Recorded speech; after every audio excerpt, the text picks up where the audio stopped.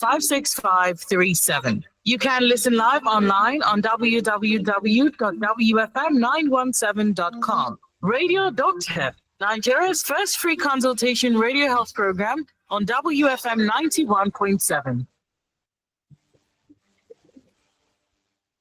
Hello. Good morning. Time check. It is 16 minutes after 10. Today is the 16th day, 16th day of September 2025, today being Tuesday, and you're tuned in to WFM, the voice of women, Nigeria's first and only radio station for women and their families. This is Radio Doctor, your free health consultation program where real doctors advise real people. Radio Doctor is Nigeria's first specialized health program where medical doctors consult for free and advise on radio on your Women Radio 91.7. Radio Doctor is broadcast 10 a.m. to 11 a.m. Mondays through Fridays. My name is Fumi Bamgala, and our Radio Doctor today is Dr. Ewonowo Temidire, who is the Senior Registrar in Obstetrics and Gynecology at Lagos Island Maternity Hospital. He's also the first Vice Chairman, Nigeria Medical Association, Lagos State. Good morning, Dr. Ewonowo. Good morning, madam. Thank you very much, and thank you for having me on the program. Good morning, Nigerians. Yes. I hope the rain finished, because it's been a wet morning this morning. Yeah, it's been a wet morning. It's raining everywhere. Yes. Okay. On today's Radio Doctor, Dr. Ewonowo will be consulting and advising on warning signs in pregnancy. The phone lines will be opened shortly for you to ask your questions. Once again, this is WFM 917. You can also listen to us from any part of the world that you find yourself in, www.wfm917.com. You can also watch us live as we are streaming live on WFM 917 on our social media platforms. Now let's get into it. Dr. Ewonowo, when we say warning signs in pregnancy, what exactly do we mean? Yeah, thank you very much. Warning sign, pregnancy is like we've been talking about this several times on this program. Pregnancy is something that comes with so much joy, so much happiness, that brings joy to particularly the woman and their relative. Now, when we are talking about warning signs in pregnancy, basically what we're saying here is that we are referring to signs and symptoms that could actually indicate that perhaps something is actually going on with this pregnancy that is not good enough, and that will require immediate attention or immediate intervention by the obstetrician or the caregivers, as the case may be. And these warning signs, really, when you see them in pregnancy, I think it's important we just mention a couple of them so that we know exactly where we're coming from, because we just said that now this could mean that there's something going wrong with the pregnancy that requires you to intervene. So this one sign could just be vaginal bleeding, could just be a situation where a woman is having headache. You might could say she's seeing water through her vagina, or could just say probably that her baby is not kicking the way her baby should kick. All of those things are warning signs. We can break them down for clarity, one after the other. Now, if, for example, a woman is having headache, and this woman is particularly maybe in the second half of her pregnancy, she's having headache, she's having blurring of vision, she's not seeing clearly, or probably she's having chest pain, or what we call epigastric pain. Now, this could be a sign of elevated blood pressure. You remember on this program, we have discussed about preeclampsia, so it could be a sign of it. Or if a woman is bleeding and she's pregnant, seeing blood during pregnancy is not something to be happy about. It should raise concern in the mind of the woman. For example, a woman is pregnant and she's bleeding. Now, the age of the pregnancy will determine what this bleeding actually could note. For example, a woman is in the first trimester of her pregnancy and she's seeing blood. She is a warning sign. She must quickly see her doctor. Probably an ectopic, probably a miscarriage, or maybe in the second half of her pregnancy, probably is a case of maybe placenta problem, maybe what you call an abruptio placenta, a placenta previa. We'll explain all this in the course of this discussion. All of these are warning signs. Or if a woman is now even vomiting uncontrollably, she cannot even tolerate anything that she's taking, because a woman can be pregnant and she might be vomiting. These are some of the normal changes you see in pregnancy. But where a woman is now vomiting uncontrollably, she cannot even tolerate anything through the mouth, and she's even having evidence of, dehydration on her body. That is what we refer to as hyperemesis gravidarum. It's a warning sign. She Mhm. has to quickly see a doctor so that doctor can just explain to her, or a woman that has been aware that her baby kicks, like this, in this particular way, and the baby suddenly is not kicking like that again. It's not as frequent as she used to know. Is the warning sign. She needs to see a doctor so that the doctor will now examine her and be sure that all is fine. So all these things that we just talked about now are signs of, they are warning signs for any pregnant woman, and she must quickly see a doctor. Mm. So, why is it important for pregnant women and their families to recognize these warning signs early? I mean, it's a no-brainer, but I'll let you answer. All right, thank you very much. Yeah, it's always very important for them to be aware of these signs for so many reasons. For example, if they have any of those complaints or those symptoms, and they quickly reach out to their healthcare givers, their obstetrician, their gynecologist, as the case may be. Now, once they come in early with these signs, it gives room for an early intervention. Because if you present early with his symptoms now, and that symptom is detected early by the doctor, of course, this will go a long way to avert an adverse outcome for the baby or the mother, because it's actually presenting early, because you are letting them know early. So it's important for them to just, once they have it early enough, this is one of the advantages that they can see. And moreover, too, it gives room also for the doctor to quickly intervene and give all the necessary intervention or care that I want to give to the woman. And more importantly, also, on this program, we have discussed about stillbirths, where a baby Yeah. has to die inside the mother after Mhm. 20 weeks of gestation. If you have any of those warning signs and you quickly reach out to your gynecologist, your obstetrician, as the case may be, of course, this will, it will help to prevent, cases like adverse outcome, like stillbirths. So it's important for them to know these signs so that they can, quickly reach out to the doctor, particularly if you notice that, oh, my baby is not kicking the way it used to be, and all of those things. Reach out to doctor or your caregiver. As soon as you reach out to them on time and they're able to detect this thing on time, they institute the necessary management, you're almost sure that you're likely going to have a good outcome for you, the mother, and the baby. So it's important for family and patient to be aware of these things and quickly report to the caregivers. Okay, at what stage of pregnancy are women most vulnerable to serious complications? Is it the first trimester, second trimester, or the third trimester? All right, thank you very much. I like the fact that you just talked about, in trimester. So it makes this conversation much easier, Mm-hmm. because what you see in the first trimester is quite different from what you see in second trimester and in third Mm-hmm. trimester in some cases. For example, the first trimester, which of course is the conception of the pregnancy, so about 13 weeks of pregnancy appears to be the first trimester. And of course, from 14 weeks to about 27 weeks, talk about the second trimester. The emphasis here is 28 weeks. That appears to be the third trimester till term. Mm-hmm. Because we are in Nigeria, we're in Africa to be precise, where the age of viability is actually 28 weeks. So for this reason, 28 weeks and above will fall under third trimester. Now, that said, at any stage of this, at any trimester of this pregnancy, a woman can still be vulnerable. For example, I'll give you a practical example. Miscarriages. Miscarriages is just the loss of pregnancy before the age of viability, meaning Mm-hmm. that it can occur in the first trimester, it can occur in the second trimester. Surprisingly, the incidence of miscarriages is actually higher in the first trimester. It's about 10 to 20% in the first trimester, depending on the population you are studying and what criteria you are using for the gestational age. So it's actually more in the first trimester. It's about 10 to 20%. Unlike in the second trimester, where cases of miscarriages is actually lower. It's about 3 to 4%. Now, if you are looking at it strictly speaking for miscarriages, for example, now, as a medical condition here, is actually more in the first trimester as opposed to what you see in the second trimester. Now, this is for miscarriages, all right?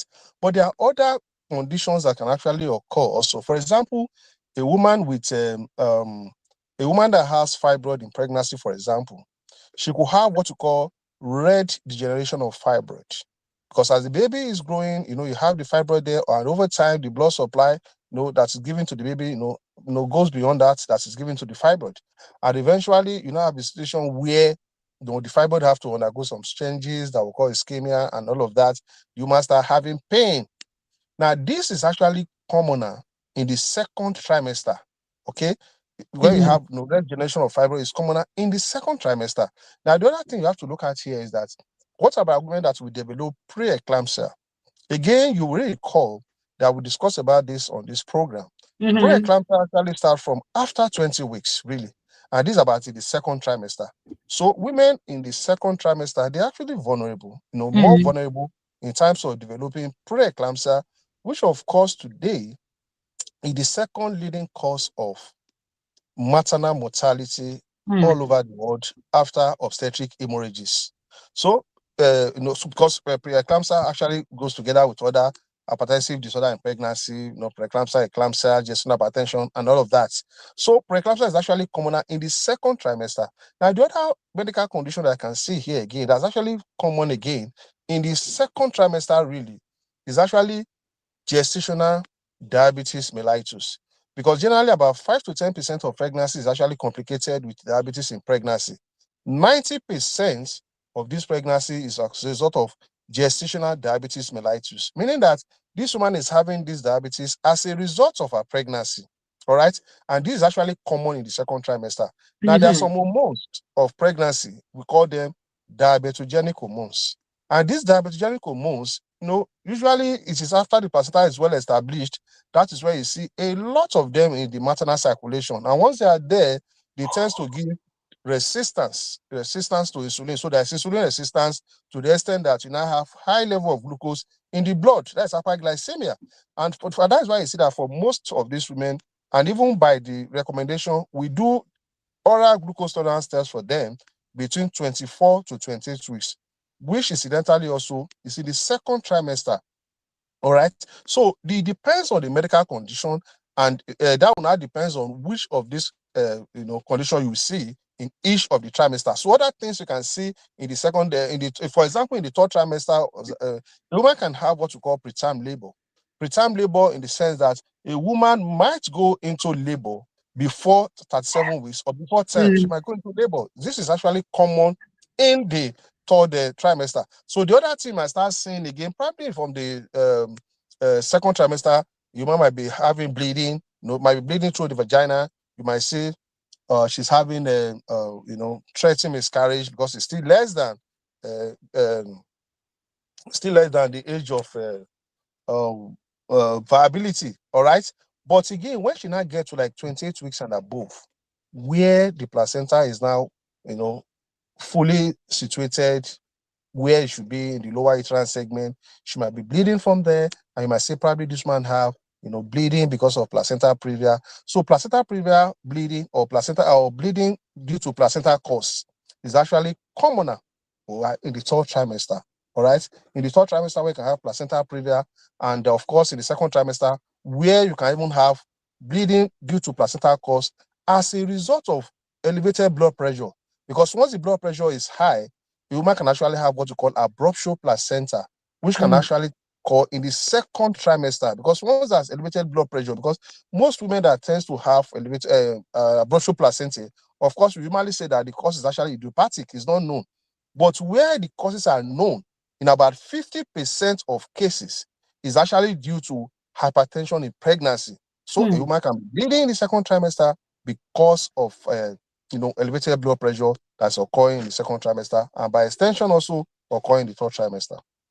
So basically, there's no, it's commonly said that, the first trimester is the most sensitive and all of that. But what you're saying, if I understand you correctly, is that all trimesters are sensitive and you have to be careful in all trimesters. Very correct. Very correct. So it depends on the medical condition. Miscarriages is common in the first trimester. Second trimester, you have gestational hypertension, you have gestational diabetes mellitus, you have threatening miscarriage in the third trimester, and you will have abruptio placenta, you call it in the second trimester. So it depends on the medical condition that we are dealing with. So they are commoner in certain trimester as opposed to the other.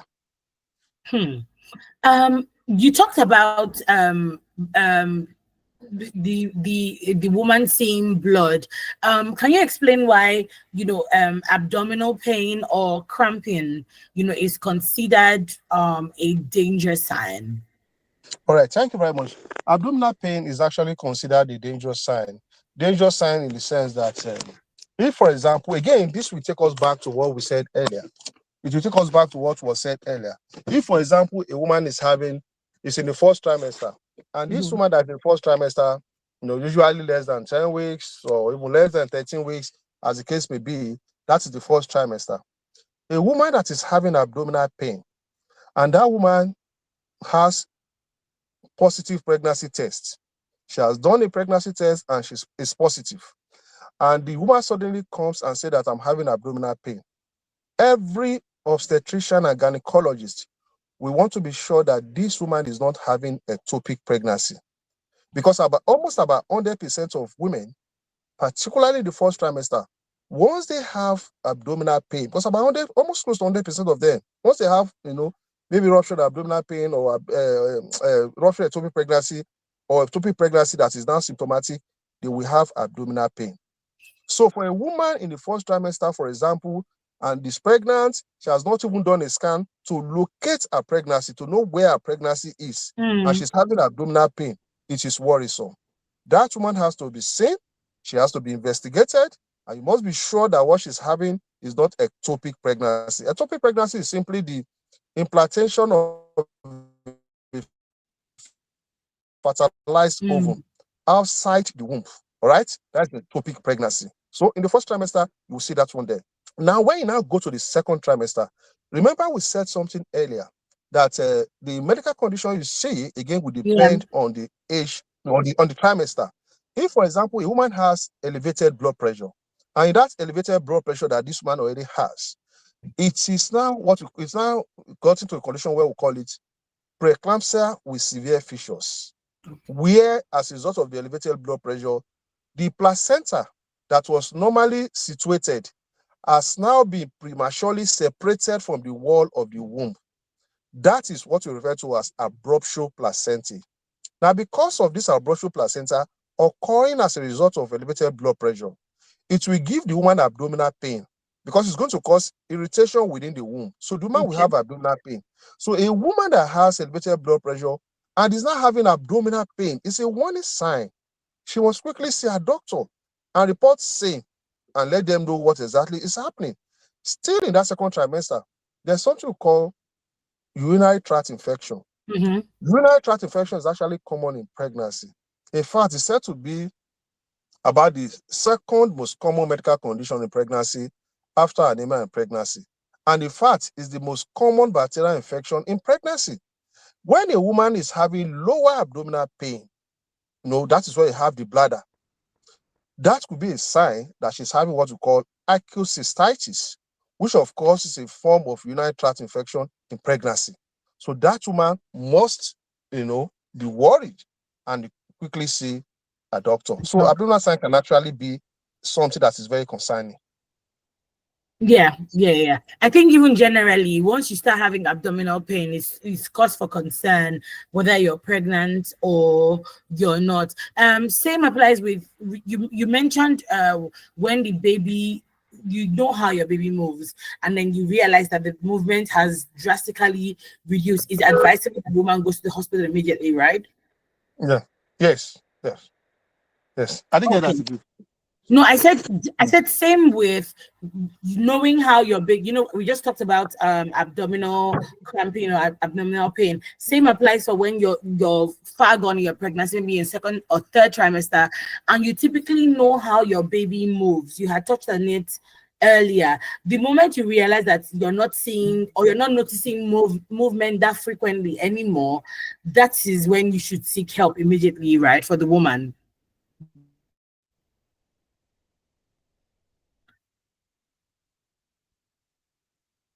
Doctor, I wanna.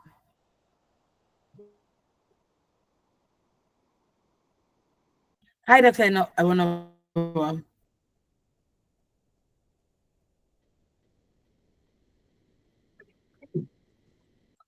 Hi, Doctor. Can you hear me Yeah, now? can you hear me? I can hear you. Yes, I was saying that Hello. same applies Hello, can for you hear me? when I can. Yes, I said Yes, I same can hear you. I applies. can hear you. Okay, same applies for Yes. when a woman notices that there's no longer active fetal movement in the body. She should go to the hospital for checkup immediately, right? Yeah, very correct. That was actually said. I actually said that. That was what I Mhm. said. And remember when we're talking about on this program, we talk about stillbirths.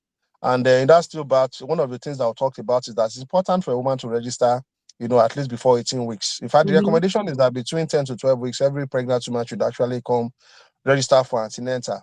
And again, depending on the number of times the woman has actually had babies, some women between 16 to 18 weeks, those that have had repeated babies, we start knowing, having feelings of that baby inside their womb. And for those that are having it for the very first time, between 20 to 22 weeks, they start having, this communication between them and their baby. And they already have an idea of how their baby keeps. Of course, by the time you get to like 24 weeks, you already have a fair idea of how your baby is communicating with you. I use the word communicating because I'm referring to, how your baby kicks, your baby movements and all of that. You Mhm. now notice suddenly that the rate at which the baby is kicking has now reduced, has now dropped. It's actually very, very concerning. And that's why you Mm. have to visit the hospital. It's concerning in the sense that, I'll give you a practical example. If a baby has a poor reserve in the sense that probably the mother has diabetes in pregnancy, or probably the Mm. mother has hypertension in pregnancy, like preeclampsia. Now, this is going to expose the baby to some degree of insults. Insult in the sense that, remember, the placenta is what actually keeps the baby well and healthy within the mother's womb. Because there's part of the function of the placenta, this was mentioned earlier also, in the previous discussion, that this will include, protection, respiration, excretion, and even nutrition for the baby by the placenta. Imagine where a mother has, uncontrolled diabetes or elevated blood pressure in pregnancy.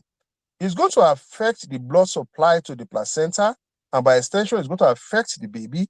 And what that simply means is that baby is not going to have good reserve. And when the baby does not have good reserve, as a result of the mother's medical condition, the movement and the activities of the baby is going to reduce. And that should be concerning to the mother. So Mm. immediately the mother notices that, oh, the baby is not kicking the way it used to be, she has to come to the hospital. So this is actually part of the warning sign as well. All right. Thank you so much, Dr. Eronowo. Now, there are pregnancy discomfort that a woman feels, but then how does she know which one is the warning sign of miscarriage or the one that is preterm labor? I think there's also Braxton. Is preterm labor Braxton Hicks?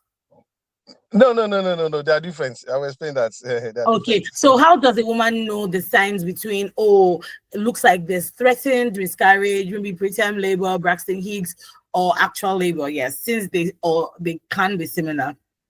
Okay, thank you very much.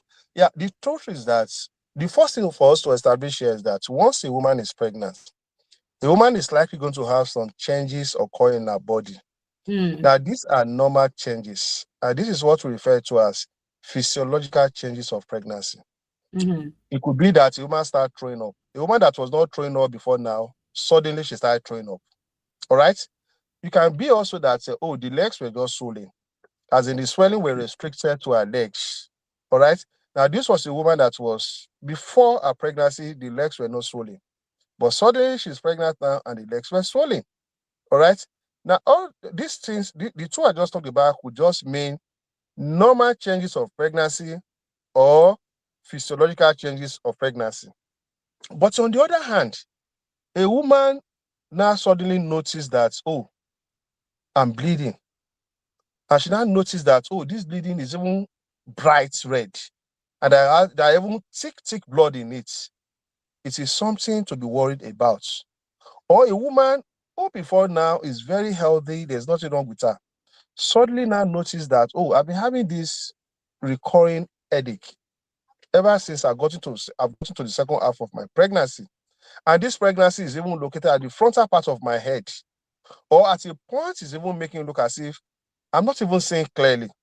Mhm. Now, these signs should be concerning to the woman that this is not as a result of pregnancy. There is more to it. This is abnormal. Mm, This is not mm, normal. Or a woman who suddenly notices that she's having pain. You now ask yourself that, because normally the Braxton Hicks contraction, this is the difference between Braxton Hicks and preterm labor. Now, in Braxton Hicks, a woman will be having this uterine contraction, on her womb, that's usually painless. There's not so much pain that comes with it. It's normal. That's Braxton Hicks. But in the case of preterm labor, this woman has actually gone beyond 28 weeks of her pregnancy. In fact, she's mhm, from 28 weeks and above, but the pregnancy is actually less than 10, which is 37 weeks. So, mhm, in other words, you have this pregnancy from 28 weeks to less than 37 weeks. Once a woman is having uterine contraction, and as a doctor, you examine the woman and you place your hand on her abdomen, and you notice that she's actually having contractions, and you now do an examination for her, okay, in the labor ward, maybe vaginal examination, and you now notice maybe it has reduced in length, maybe it's now open. That is what we refer to as preterm labor. mm. Remember, this is occurring from 28 weeks and less than 37 weeks. Now, this is not the same as preterm contraction, okay? So Braxton Hicks, preterm contraction is again slightly different from the preterm labor. Because in the case of preterm contraction, you are able to palpate that the womb of the woman is actually contracting. But on the examination of the vagina, what is that?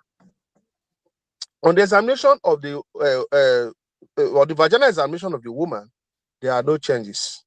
The cervix is still the same, the length is the same, the consistency is the same, and it has not opened. So that means it is actually a preterm labor. I hope that's Labor. fine. Yes, yes, yes. That is. In your experience, what are the Mm. common overlooked warning signs in Nigeria? Because in Nigeria, I, this country is just a very interesting place, because I've seen many pregnant and signs, but because the traditional birthing attendant in their area said no, they didn't. So, what are the most commonly overlooked warning signs in Nigeria for women who are pregnant? Well, the common warning signs, again, some of those things that we've talked about, and that's why you see commonly in Nigeria hospitals, including where we even practice, is that women have headache. And when they have Mm-hmm. this headache, you might just take it that probably, oh, this malaria, or probably I didn't sleep well, and all of those things. Unfortunately, any woman that has gotten to 20 weeks and above and she's having headache, until proven otherwise, she must look for a place to check her blood pressure. Okay. Because headache is actually one of the commonest warning signs around, particularly in this part of the world. Once they are Mm, having headache and they've gone past the second half of the pregnancy, it's a warning sign. It's telling them to see their caregiver, their obstetrician, as the case may be, so that their blood pressure could actually be checked. That is one. Secondly, a couple, of course, it's occurring now, and we are saying it. Women who have actually been aware of how their babies actually, move, kicks and all of that, mm-hmm. they are aware. I've seen a woman before who came in as a case of stillbirths. And when we asked her that, Madam, when was the last time your baby kicked? She said 3 days ago. Mm-hmm. And of course, eventually, of course, you know that a baby that has, stopped kicking 3 days ago, 2 days ago, a day after on that day, obviously something adverse might have happened. And eventually, when the baby was delivered, the baby was macerated. The skin were already peeling off, meaning that the Mm, baby had died some days ago. It's a very sad one. So mm, once you notice that your baby is not kicking the way it used to kick, it's a warning sign. It's a common thing. It's a common complaint we get from women. So you must go back to the hospital immediately and let them know that the baby is not kicking well. Or another thing is bleeding. Of course, I know a good number of women, when they bleed, they will come to hospital immediately. But some people, again, maybe because of culture, because, some maybe lack of financial power and all of that, they don't want to report, even when they are bleeding. And eventually, when they now come to report to the hospital, we realize that, oh, the reason why this woman has been bleeding for days is because the placenta had actually separated, unknown to her, but she just kept that to herself, meaning that Hmm. probably blood, the bleeding was not much enough. But by the time we are not seeing her, what keeps the baby alive is the placenta. Mm-hmm. Imagine a situation where the placenta are separated from the body from the womb of the woman, and the baby is still within the womb of the woman. So usually it's an adverse outcome. So Mm-hmm. headache, baby not kicking the way it used to be, kick, and a situation where the woman is seeing blood and she's pregnant. These are many more are some of the common, warning signs that our pregnant women do experience. And I encourage them that once they notice any of this, including a situation where they are urinating more often than not, and they're even urinating and they're having pain with the urination, they should go to the nearby hospital and seek for medical attention to be sure that all is fine with them and their baby. Speaking of, the cultural and financial constraints that women have, I know that goes a long way in preventing them from coming to the hospital to seek for help. But how do we then, and they'll rather go to, traditional birthday attendants, how do we bridge the gap? Because I'm sure that there have been cases where they should have gone to the hospital, but how do we bridge the gap in I don't know how to bridge the gap with traditional medicine and Western medicine. How do we bridge the gap for our women in Nigeria? Okay, thank you very much. Remember, if we were the last time also, I think before the last one, yeah, we had a presentation on this here, and we talked about stillbirth, and we said incidentally, Nigeria ranks very high in terms Mhm. of stillbirth, coming after Pakistan, that we have the very large figure in terms of, adverse outcome to the baby and all of those things, death rates and all of those things, we mentioned it. Now, again, you can understand the population of this country, we know the Mhm. economic reality and all of those things. And they're now looking at how do we now have this gap bridged between orthodox practice and the other practice. And for me, I think the way to go about it is that whether we like it or not, the reality is that some of these patients, they still patronize the traditional birth attendants. And I think it's actually very important because ideally, the primary health center ought to be the first point of contact for all pregnant women, the first point of contact. But situation where you now have, an interface between the patients and the orthodox doctors, that is the traditional birth attendant. What I think we should do really, because I know in some hospitals that is actually ongoing, where some of these traditional birth attendants, they're actually trained because if the reality is that they still get to see these patients, then we need to train them. And in training them, they should be able to know basic things like how to measure the blood pressure, like how to do some tests for them, like urinalysis, and see whether there's any glucose or protein in it, like how to, do some, like how to refer these patients appropriately when they see some of the warning signs that we have talked about. A woman comes to them and complains of abdominal pain, that she's bleeding, that she's having headache, that her baby is not moving the way it ought to. Once we have trained and retrained the traditional birth attendants, they should know that there's need for them to refer that woman immediately to a facility where expert care can actually be offered to that patient. So I think that alone, that in a way can help bridge that gap and reduce adverse perinatal or maternal outcome for mothers and the baby. Thank you so much, sir. I was going to ask, is it possible, even still on traditional birthing attendants and community health workers, is it possible for them to be trained to be able to recognize and respond to danger signs? I think one of the reasons why we have a high rise of mortality rates for mother and child is because these people keep on doing the same thing over and over again, like the same way. Oh, because they did it for Iya Sikira, they think it would apply for Iya Tunde, but is there provision for them to be trained regularly, from hospitals? Because you already know that, okay, then some of them will not come to the hospital. So how do we still bridge that gap with them? Yeah, that's exactly what I just mentioned quite long. And I agree with you to a very large extent, really, because the reality is that this patient actually still gets to see the Mhm. traditional birth attendant. That's the reality on ground.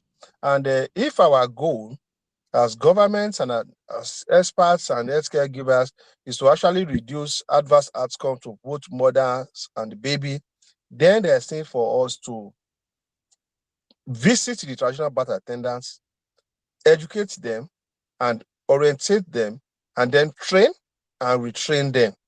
And what are those things that we're going to retrain them about? Of course, they should be able to know how to measure blood pressures accurately. Because blood pressure alone, once you pick it, that a woman has elevated blood pressure in pregnancy, it can save the life of the woman and save the life of the baby. And that will reduce adverse outcome. The other thing that they can actually do is to even let them know how to do common investigations, like a urinalysis, for example. In the urinalysis, if a woman has protein in the urine, it could be a sign of elevated blood pressure. We let them know what that actually connotes and to refer the woman appropriately. Or maybe it was even glucose that was actually detected in the urine test that they have done by training them so that they can know that, oh, this glucose in the urine, this is what it means. It means that this woman has diabetes in pregnancy. Let me refer this woman. Let me not sit on this patient. Let me refer this patient to the experts so that there will be no form of any adverse outcome for both the baby and the mother. And more importantly, also, in terms of the kind of health education training we give to them is for them to know when the warning signs are there. And we let them know these warning signs by training them again. A woman comes to you and say, I am having a headache. And this headache is at the frontal part of my head. And it will not go away. We'll let them know what that means. That most likely the blood pressure is high. And once you notice that, please refer that woman immediately. We'll let them be aware of that. When a woman comes and say that, oh, I'm pregnant and I'm saying bleeding, we'll let them know that all bleeding cases for every pregnant woman must be referred to a facility where there are experts so that they can be re-evaluated, examined, make a proper diagnosis, and institute treatment as the case may be. With that intervention that we will be taken as experts, with that education or training we have given to the TBA, it will go to a very large extent to reduce the incidence of adverse outcome for both the baby and the mother. So I think they should be retrained, given education, and told what to do in terms of common investigations as well.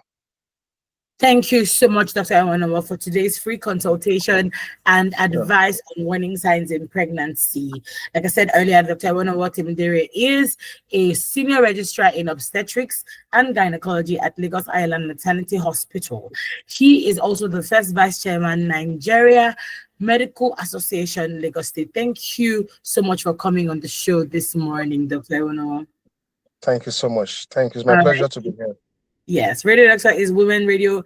On Women Radio, WFM 917 is Nigeria's first free consultation program, specialized radio health program, broadcast Mondays through Fridays, 10 a.m. to 11 a.m. Do join us tomorrow at 10 a.m. for another episode of Radio Doctor. Many thanks to the producer, Aisha Sani, and executive producer, Tom Okewale Shonaya.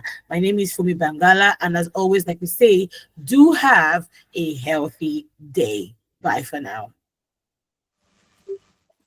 To sponsor this program, call the number 0816 480 7613. MTN Mega Billion promo is finally here from Monday to Saturday at 7 p.m. Plenty Nigerians will stand a chance to win big. To join, just dial *900# on your MTN line. Then every recharge from 100 naira or more